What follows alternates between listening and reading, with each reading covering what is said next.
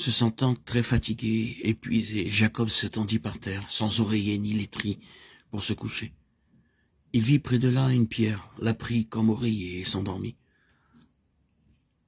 Beaucoup de gens ne peuvent pas s'endormir sans oreiller moelleux, mais Jacob dormit facilement, et tandis qu'il était couché là, il eut un rêve.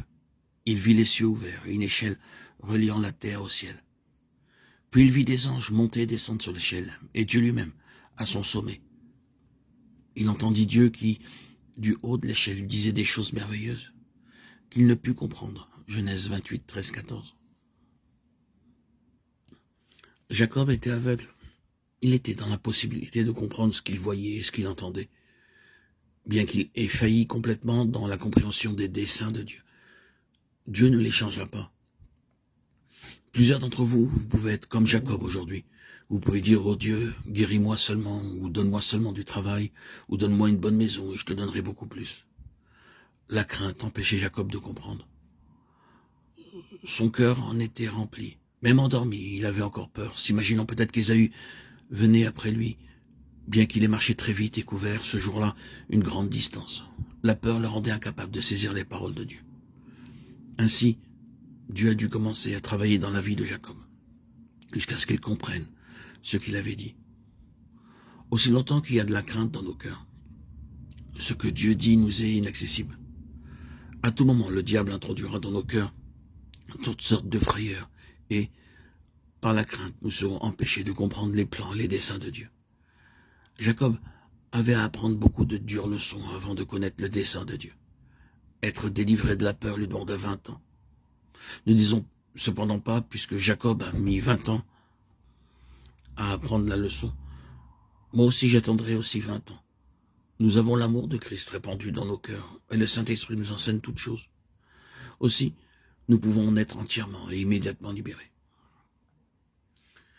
Bien que cela fût incompréhensible pour Jacob, nous pouvons voir aujourd'hui que Dieu lui faisait connaître son plan très clairement. Cette nuit-là, Dieu dit à Jacob, « Regarde dans mon cœur et vois mes grands desseins pour toi. » Et quand Jacob sortit de son sommeil, il prononça ces mots dont la signification lui échappait probablement. C'est ici la maison de Dieu, c'est ici la porte des cieux. Genèse 28, 17. Le Saint-Esprit avait placé ces mots dans la bouche de Jacob, mots signifiant qu'il voyait quelque chose qu'il ne pouvait décrire que par l'expression « maison de Dieu ».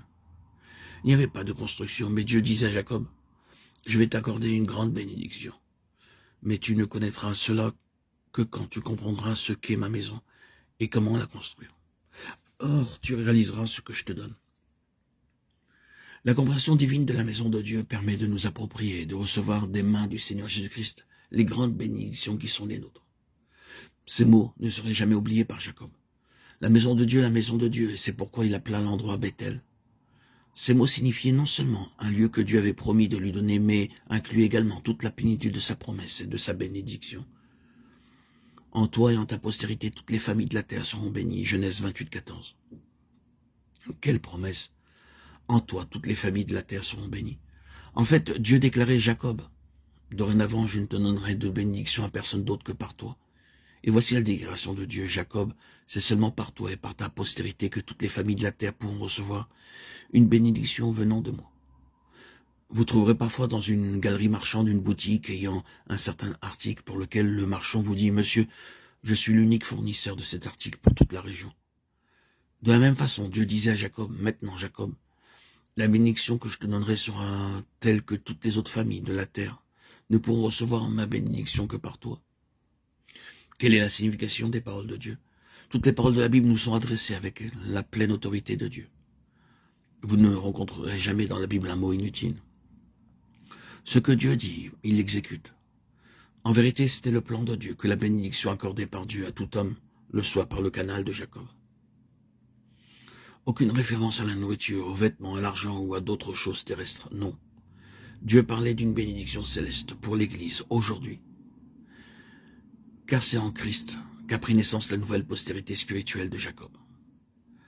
Lorsque nous comprenons véritablement notre vocation céleste en Christ, nous réalisons que ce n'est que de son Église, par son Église et dans son Église, la vraie maison de Dieu, que Dieu peut donner des bénédictions aux autres.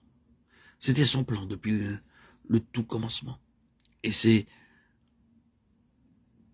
ce qui arrivera à la fin des Écritures dans Apocalypse 21.